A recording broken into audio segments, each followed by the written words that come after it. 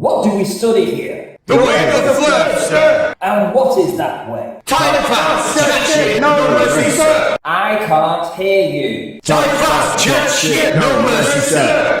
Flurfspective. Flurfspective. Flurfspective. And if you would, please like, comment, and subscribe.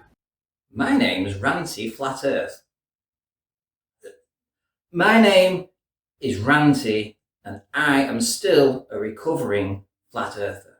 Welcome back to another instalment of Flurfspective, where I give you some insight into the mind of a Flurf that nobody else can. That was not a challenge, by the way. We interrupt this show for a very important shout-out. Now, I've heard a lot of good things about the Globers, and how they, en masse, go over and subscribe to people when asked.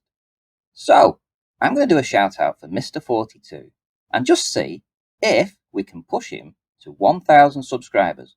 Do you think you could do that? Do you think you could help me out? His link is in the info box. So what have I got for you today? Well, it really is a jam-packed effort today, and so I'm going to give a few shout-outs to some of the people who have assisted this week. We have Conspiracy Cats, and Ruhif, and we also have a first-time appearance by McToon. All the links to their channels are in the description. Hello, Super Flurf. What nonsense have you got for me this time? So, the globe model has no predictive capabilities at all. According to Super Flurf, he continues, it predicts nothing. He goes even further when he says all predictive models were based on a flat Earth. What about tides? How do they work on a flat plane? If you don't know, perhaps we can ask Eric and see what he says. This effectually settles the matter that the moon has no influence on the tides.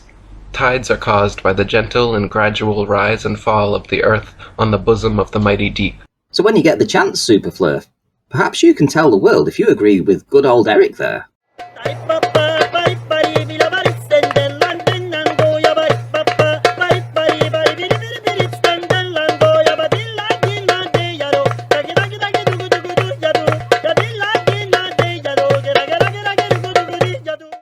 Today I introduce you to a new player. This Flurf has a regular daytime show called Flat Earth Early Bird. I am wondering, what should we call him? Any ideas? I don't know. Maybe ask Arwin. What would he like to be called? I'm a wizard. Talk about wizard things. Well, alright then. The Wizard it is. So, I was having a conversation with the Wizard when he out of nowhere said this. I'm a better glober than you are. I didn't know what to say.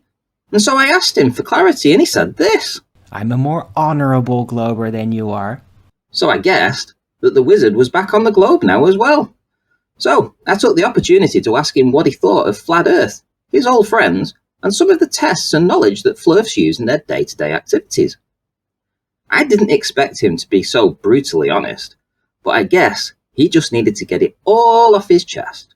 That they are disgusting bastards, egotistical ninnies and liars and deviants, disgusting people. A lot of them are. They turn out to be like that, or to be weak and cucking, and that the entire apparatus actually upholding this level of supposed intelligence is corrupted. And that's a huge disappointment. So this is my vengeance. Steady on, son. On all of you that became part of that ninnying guild of bullshitters and storytellers that literally tried to make their own public retarded. This is my revenge on you. Yeah, one man. We're breaking every stupid little storytelling nonsense trick. This is my revenge. Don't hold back, mate. You are completely superfluous, outdated, and corrupted. Instead of just making everybody retarded and then trying to rule over them like a bunch of demon ninnies. It's disgusting. You tell him. They don't know what they're doing. They're just making it up. And they're making it up poorly. Errors in every corner. Disproof against the assertion at every corner in the mechanics. It's completely broken, bound by lies expressing itself in their behavior as well. Delusion, dementia, lies. Squirt for me, fundies. I'm a better Glober than you are. I'm a more honorable Glober than you are. Well, I think, though, after his outburst, the wizard fell back to the Flurfland again, so sadly we lost him. He almost made it out, but he couldn't let go. Here we have McToon. It's Lemon, I swear. Nah, thanks for clearing that up, McToon. I thought you were regressing then. Now, here's something you might not know. Flurf armour is apparently the strongest substance known to man.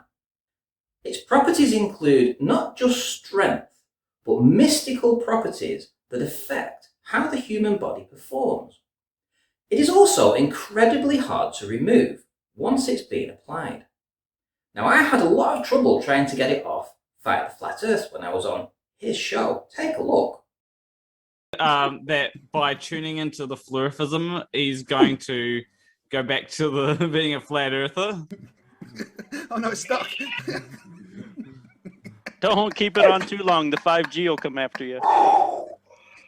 And I'm really not looking forward to trying to get this off. However, I do have a secret plan. Now, my secret plan is this. Now, this is Flurf Armour Remover, and you can get yours from glowscience.com. All you have to do is wash all over with it, from top to bottom, from head to toe, and it will remove all of your Flurf armour, guaranteed. Now, during my time inside the Flurf community, and whilst I was actually still a Flurf, a lot of physical changes happened to me that I didn't really notice at the time. Hair loss was one of them. Take a look. Now, I wasn't the only person inside the Flurf community who has been affected by this Flurf armour. Take a look at Master Beta and have a look at how he looked just 3 years ago, and then compare what he looked like then to what he looks like now. As you can see, he's certainly aged quite a lot, but also you can see the hair loss on his hair. And he isn't the only one. Take a look at Arwen. Now then, if you look at him from the front, he looks like he has a full head of hair. But when he turns around, just take a look at the baldness going on here. Now, this is all down to this. Once this comes off, your hair starts to regrow. Now, Flurf Armour Remover will also restore the lost brain cells that you had during your time inside of the Flat Earth community. At one point, my IQ was measured at a lowly 51. Now, it's 151.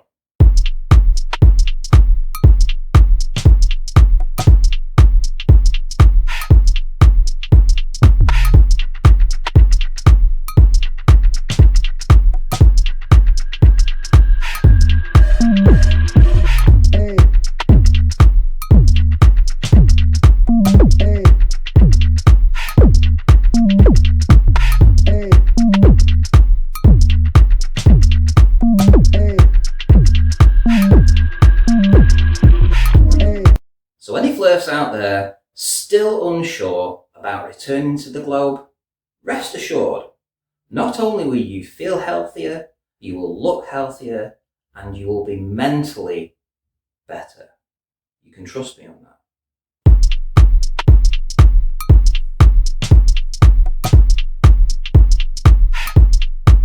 And that's all we've got time for from this instalment inside of the Flurf room. So let's talk about the diffraction limit. This can be easily expressed like this. You're waiting for a friend to visit your house. They are walking. You are waiting outside. You keep looking up the street to see them. You see an outline of a human, but you cannot see who it is. They are too far away. You only know your friend is fat, so you are looking for a roundish human. And this human is roundish, so this could be your friend, but you can't tell till the fat cow gets nearer. And then you make out the arms and the legs, and you see a face, and you know for a fact that you are seeing An egg. No, Toothpick Tony, not an egg. You are in fact seeing another fat cow that lives next door. Point being that the eye has a resolution limit. Beyond that, everything becomes blurry. Nothing disappears from the bottom up. You just cannot see things as clearly. This goes for any camera as well. There is a limit. Breach that limit and the image becomes diffracted. Anyway, Master Beta from the super duper popular Flat Earth debates is having a very tough time understanding this very easy to understand concept. The further things are away from you, the blurrier they get. Yep, it is a well-known fact that the human eye cannot see a fly at 10 miles away. Please prove me wrong. Now back to the diffraction limit. Let me make it easy, very easy for Master Beta to understand. Here we go.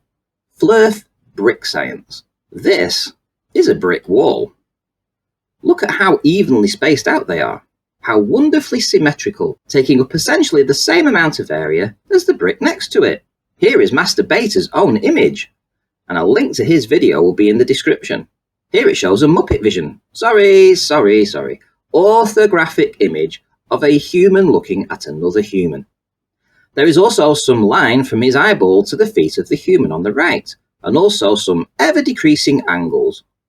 By Jove, I think he's showing an orthographic representation of trigonometry and using it to explain perspective. Well, blow me down with a feather if he hasn't just spent the past 3 years bleating on about how we never see the side of our own head, thus orthographic views are not reality, and here he is using it to make his own point. That's a little bit naughty, isn't it? So what is he trying to say here? Well, he is saying that the further away the feet of the person on the right is, the smaller the angle gets. The most limited angle is at the bottom. So if I expand this picture and make it further away, i.e. the guy on the left further from the guy on the right, that limitation becomes more and more acute. Smaller, the angle gets less as it gets further away, meaning that you lose more and more and more from the bottom up. No shit, Sherlock. That's his claim though. Nothing else, just the feet. And so things will disappear from the bottom up. Holy cowbells! Has he not also realised that the feet are connected to the legs? And that the legs are connected to the body and the body's connected to the head? And all of these will appear to get smaller in angular size the further away he walks. I guess not. I guess he just thought that the human legs were going to fuck off on their own somewhere. But we know that isn't right, don't we, Master Beta? Anyway, that was a cool story. Well, not quite. I have something to say about that. Okay then, the claim is that due to the limited angle, the brick at the bottom would disappear first the further away it goes. Let's put that to the test. I'm going to assume that both humans are 6 feet tall, and I'm going to assume that the other person is 100 meters away. Seems fair to me. Now let's change these humans for bricks so it's easier to understand. Let's make each human 6 bricks tall, so each brick is 1 foot. Now let's do some trig. Even though these bricks are actually, in reality, the same angular size, when observing them, there might be some changes. You know what? Master Beta is right about that. But how right is he? Well, the distance to the bottom brick is 100.02 meters. So yes, it is actually further away than the brick which is at the head height and 100 meters away exactly. So that's an additional 2 inches. Now this tiny additional length will mean that the brick to the observer is a hair shorter in angular size. Well done. But why should we stop there? According to Master Beta, there is a massively wide angle here, but let's test that out. So in order to work this out, I have made the brick wall 106 feet tall. I then calculated 100 feet to represent 100 feet of bricks above the 6 feet to get a distance to that brick at the top of the wall. I was quite amazed to find out that the distance to that brick was not 100 meters. No. No. It was not a measly 2 inches further away. No. No.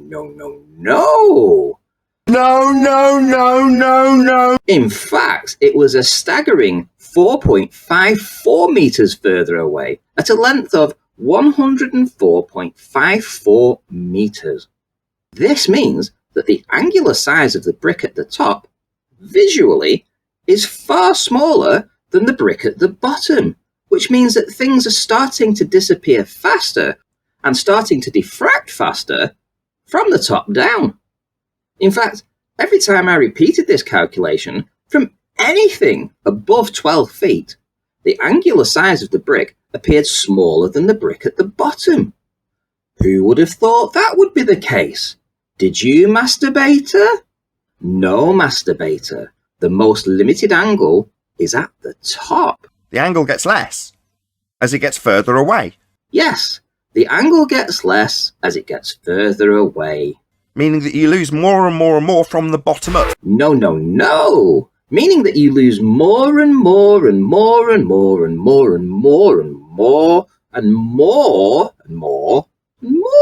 from the top down. In fact, every single measurement above 12 feet in height will have a smaller visual angular size than the brick at the bottom, no matter how far away it is, no matter how small the decimal. A brick at 13 feet high in reality will have a smaller angle visually than the brick on the floor. Always. No ifs, no buts. 100% measurable and provable. So it looks like things disappearing from the bottom up have just gone down, go boom boom. Go down, go boom boom. All vertical objects such as telegraph poles, street lights, houses, hotels, and skyscrapers will all disappear from the top down first. Don't believe me?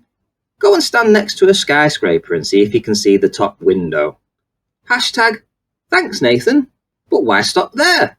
Let's show how ridiculous this claim of diffraction causing things to disappear from the bottom up actually is. It appears Masturbator, with his newfound fondness for angular size and diffraction, now understands trigonometry. So let's show him on these mountains behind Blackpool. He believes these have dropped because the bottoms have diffracted. That's why he says we are missing 350 meters. Well, let's see. This is a cross-section of the mountain from the observer. It shows the elevation profile, but we can use this to do some trig. Let's place a 50-foot tree at the base of Dow Crag here, and let's place a 50-foot tree at the top. Now these are different distances and different elevations. If Masturbator is right, then the lowest elevation will disappear first due to its smaller angular size. To the tree at the top, the distance is 81.6 kilometers at an elevation of 745 meters. The bottom tree is at 56.2 kilometers at an elevation of just 90 meters. So which tree has the smaller angular size? Well, the 50-foot tree at the top has a size of 15 degrees. No, Super Flurf, not 15 degrees. Nice try though. It is actually 0.035 degrees.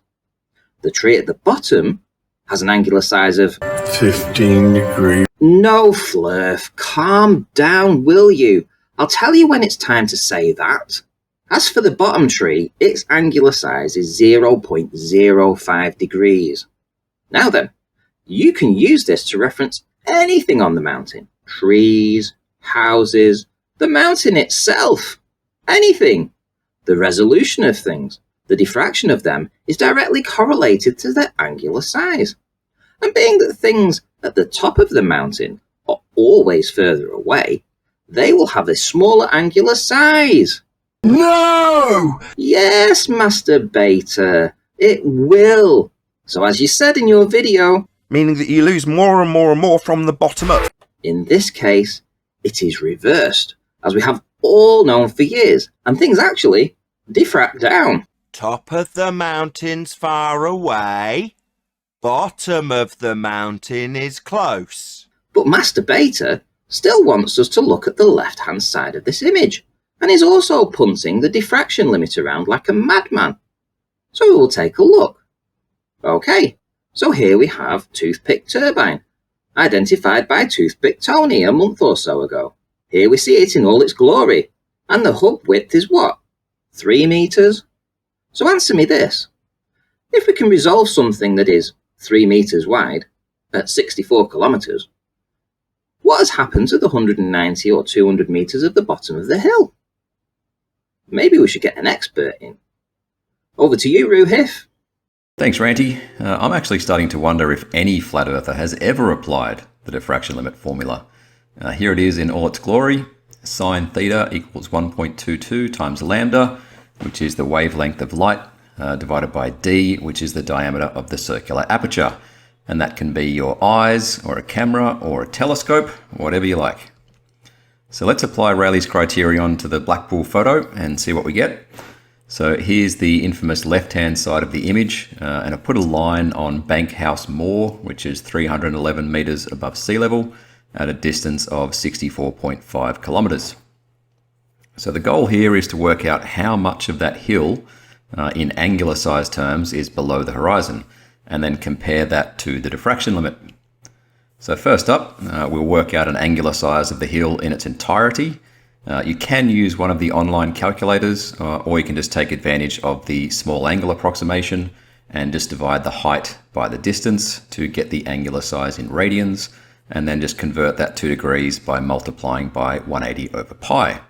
And we get an angular size of 0.276 degrees. Now, if you saw my video from a few weeks back, you'll probably already know what's coming next. We're going to see where 0 meters above sea level is on the image. In that video, I used a few landmarks in Blackpool, like Blackpool Tower, but for this one, we've got 2 of the highest mountains in England in the background, Scafell and Scafell Pike, so let's use those.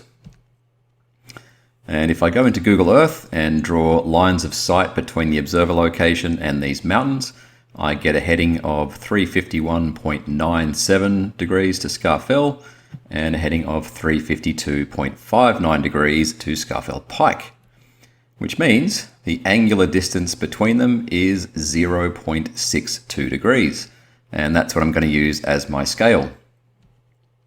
So if this distance is 0.62 degrees, and we're trying to work out how big 0.276 degrees is, all we have to do is scale it against that line, which is a little bit less than half.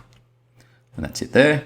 Let's swing that line down to Bank House Moor to see where 0 meters above sea level is. And then we're just going to split that between what's above and what's below the horizon. So 0.1095 above the horizon and 0.1665 degrees below. Now we probably don't need to go any further. Obviously you can see plenty of detail even in that really small angle above the horizon. So clearly we would be able to resolve plenty of detail below the horizon if the Earth wasn't getting in the way. But let's do the diffraction limit calculation anyway. So here's the formula again. Sine theta equals 1.22 times the wavelength of light divided by d, which is the effective aperture of the camera. For the wavelength of light, we'll use something in the middle of the visible spectrum, which is green light. So we'll use 532 nanometers. For the aperture size, we can actually go and check out the camera settings for when the Blackpool photo was taken. And to get the aperture size, you divide the focal length by the f-stop number, and that gives you 37.5 millimeters for D. Right, let's plug both of those into the formula. And we end up with a diffraction limit angle of 0.000991 degrees. And I'm fairly sure that the 0.000991 degrees we calculated is less than the 0.1665 degrees of that hill, which is below the horizon. And it's off by a factor of 168 times. And that's just how badly the diffraction limit fails to explain what we see. But let's hear from Flat Earth's resident expert on the Rayleigh criterion and see if he can do any better. Based on my example of a hair getting too small to see at a mile, would we or would we not assume that Canada's too small to see from England at 3,500 miles? You stupid clown. Now, either you can say, yeah, that was a stupid question, it's too small. We can also give you the maths for that, it'd be the Rayleigh criterion. Maybe you'd like to mutter through me? Well, I'm not entirely sure that's true, Nathan. Let's actually apply the math and see if the Rayleigh criterion means that Canada is too small to see from England. So I've found a mountain on the east coast of Canada called Mount Corbvic. And Mount Corbvic is 1,652 metres above sea level, and it's 3,660 kilometres from Blackpool Tower. Now, obviously, we have to assume that there's no land getting in the way in Northern Ireland or Greenland, and we have to assume there's no atmosphere to scatter all the light away. But if we do the math, here's what we get. So on the left, we're just going to use the same camera settings we use for Blackpool, which gives that tiny angle of 0.000991 degrees for the diffraction limit. And on the right, we've got the angular size for the mountain in Canada, which comes out to 0.02586 degrees. Which once again means that this mountain is easily much bigger than the diffraction limit, this time by a factor of about 26. So Nathan, stick that in your pipe and smoke it. The Rayleigh criterion is not the reason you can't see Canada from England. But the truth is that all of these calculations aren't really relevant anyway. There's simply no mechanism for the Rayleigh criterion to hide things specifically from the bottom up. On a flat Earth, there is no obstruction. The light coming from the base of that mountain still reaches your eye. It might just be a little blurry. The other reason why the Rayleigh criterion fails is the dependence on the aperture size. So according to the formula, if you increase the aperture size, then the angle you calculate gets smaller, and that means you've got better resolution. But if the Flurfs rely on this formula to explain the stuff we can't see below the horizon, then a smaller angle must somehow reduce how much appears to be hidden. But I guarantee you that whether you make observations with an iPhone or you use a 12-inch telescope, the amount of that hill hidden behind the horizon will not change. It's the same as a boat going over the horizon. A bigger telescope isn't going to bring it back. All the Rayleigh criterion is another pathetic excuse from Flurfers to try and explain away missing stuff below the horizon. The best part is you just debunked your own claim by making us concentrate on the left-hand side. Oh dear. Diffraction limit go down, go boom boom. Oh, wait a minute. We have another expert sitting in the wings waiting to have his say. Over to you, Cats. Well, hello, Nathan Oakley, my buddy. It's always good to speak to you. Do you remember when we had that nice little chat on Sleeping Warriors channel? It was really, really good fun. I really enjoyed it. What were we talking about now? Oh, that was it. Yes, diffraction, because you were telling people at the time that diffraction causes things to disappear bottom up. The only problem was you didn't know what diffraction was. I'll ask one more time. What is diffraction? I'll give you 10 seconds. Go. What's diffraction? Oh, it's quiet. He doesn't know what diffraction is. To be fair, you didn't give him 10 seconds. Oh, I'll give you 10 seconds to Google it. Go on. What's diffraction? Good times, weren't they? We should really do that again sometime soon. Anyway, I do notice since then you have made a little bit of an effort at damage control in a series of videos where you've mentioned, but not explained correctly, diffraction even once. Some of my favourite quotes from you are that diffraction is the point at which interference occurs. Excellent, well done, and not correct. Another one is that objects diffract into the distance, like it's the object itself that's diffracting. Absolutely stunned. So today I thought we might wind the clock back a little bit and just do this. Now children, today's lesson is all about why Nathan Oakley hides behind his mute button like a little scaredy cat. Because Nathan, you won't go anywhere without your mute button, will you? No. We know. Now, let's start by taking this mountain here. This is actually Dow Crack. Oh, apologies Nathan, you can't see, can you? Let me put you in the picture. There we go. Absolutely lovely. Now, can you tell me what you see? Top of the mountain's far away. Bottom of the mountain is close. Oh, Nathan, well done. I'm so proud of you. Did you find that hard? No, yeah, that's basic stuff, I think. Now, Nathan, what I'm going to do is using the power of science is I'm going to clone you. So there are now 3 Nathans. What would 3 Nathans want for Christmas, do you think? It would be 3 girlfriends. Now, one of the Nathan clones is a very brave little soul, and he's climbed all the way to the top of the mountain. Complete idiot. I know it's very dangerous up there. Now, the other Nathan is a little bit more clever or lazy, and he sits at the bottom of the mountain. How long is this going to take? Nearly done, Nathan. Now, one last question. Which of the two clone Nathans will have the biggest angular size? The one at the top of the mountain or the one at the bottom of the mountain? Bottom of the mountain. Exactly, Nathan. So why is it that you're telling people things disappear from the bottom up because of diffraction when by your own admission the bottom of the mountain is closer? Therefore, it should have the biggest angular size. It should be, in your strange little world of made-up physics, it should be the last thing to vanish, not the first. I'll leave you to tackle that. Oh, and also, I've got another question for you, buddy. What is diffraction? What is diffraction? What is diffraction? What is diffraction? What is diffraction? I couldn't care less! If Master Beta still does not get it, then I will set him a challenge. Some years ago, we had an image of the Isle of Man, taken by Toothpick Tony, and I did a composite image, which I am showing here. Now there are quite literally hundreds of houses visible in this image.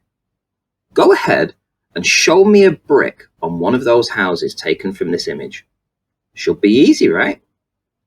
Or has it become too small to see? But it hasn't dropped in the image, has it? No, it will still be there, in its relative position, but you can't make it out. It is likely one of a few hundred bricks all occupying the same pixel in the image. So Master Beta, find me a brick in this image. I want to see it. Go. So there we have it, done and dusted. The three Reapers of Death just ripped away Oakley's diffraction. Can anyone else taste those Flerfer tears? And let me tell you something that you may not know. Flurfs do not watch global content. Flurfs would rather rip their own eyeballs out than do such a hideous crime.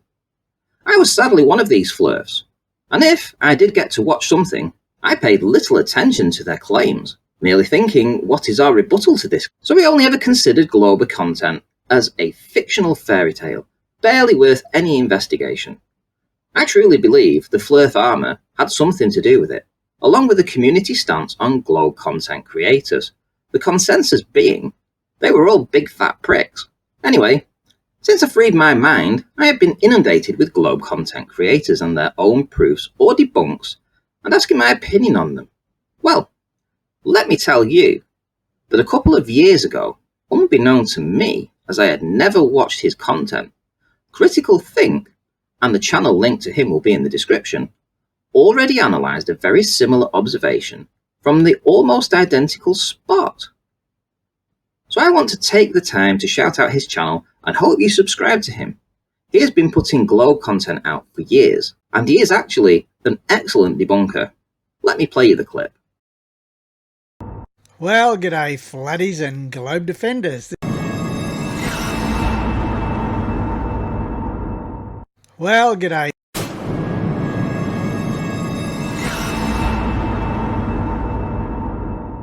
Well, g'day flatties and globe defenders. This is Critical Think from Down Under.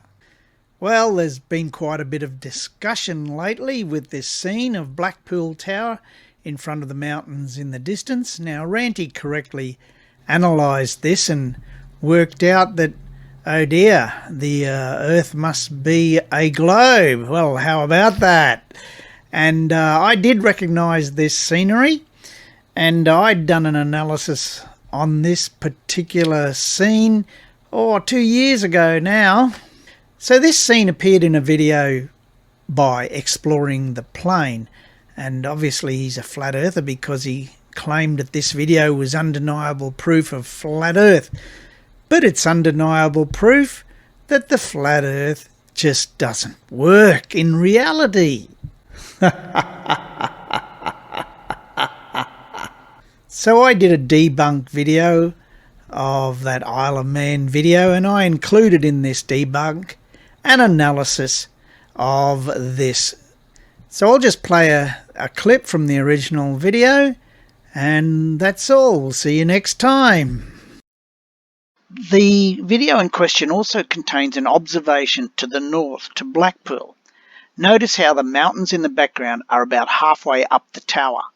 There are some easily identified landmarks there, the big one, the ice blast, and of course the Black Pearl Tower.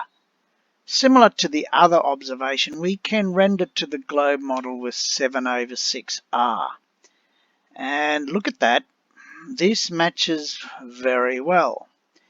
And we'll overlay the images and compare, and you can see that's pretty good. Now we render to the flat Earth model, and you can see those mountains in the distance are now way too high. They're over the top of the tower compared to the photographic image, and this becomes obvious that something is rotten in the region of Blackpool. So this frame grab clearly shows a curvature drop of the amount predicted by the globe model, and no prizes for guessing which model best fits the observed reality here. So here, flat earthers, you have a problem.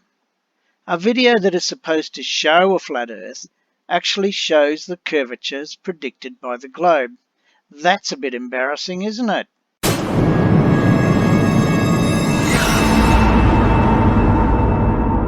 So, that'll do for today. I hope you all enjoyed that. We'll be back soon. In the meantime, chin chin.